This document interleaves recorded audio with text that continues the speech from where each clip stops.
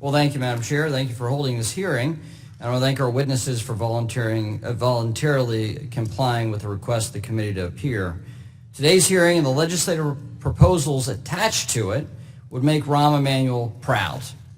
He once said, "You never want a serious crisis to go to waste." Well, make no mistake, Wells Fargo has been in crisis mode for a while now. We'll hear more about the makings of that crisis today from our witnesses. They had a front row seat.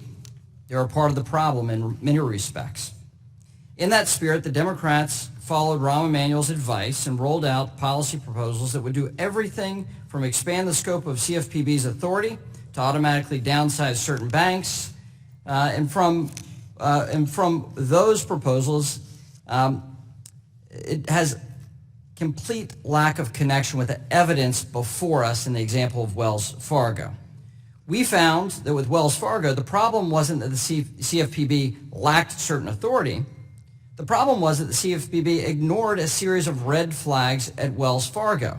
That was under Richard Cordray's leadership of the CFPB.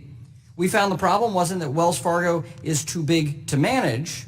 The problem was it was deeply mismanaged.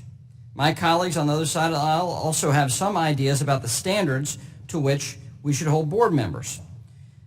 How about we start with the proper legal framework and the standards that shareholders and the courts use? So let's start there. Let's walk through those. Under the law, members of a corporate board of directors owe 3 fiduciary duties: the duty of care, the duty of loyalty, and the duty of good faith. Those concepts aren't very complicated. Directors must be diligent. They must subordinate their personal interests beneath the interest of the company, and they have to act in the best interest of the shareholders.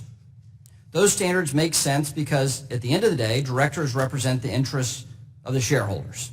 Shareholders expect the board to do 3 basic things. First, hold management accountable. Second, push back when management provides incomplete or overly optimistic information.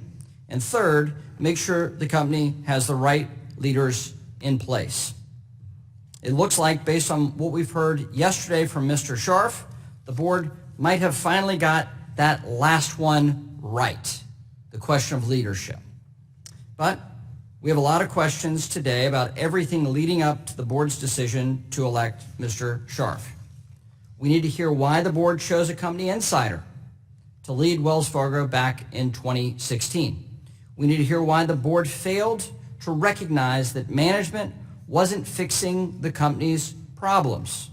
And we need to hear why the board stood behind that management team for so long until the Trump administration's regulators forced change. I think there's a lot that we can learn to ensure that new decision makers deliver on the much needed changes to this institution. I look forward to your answers today about this history. And thank you, Madam Chair, for hosting this hearing, and I look forward to the questions.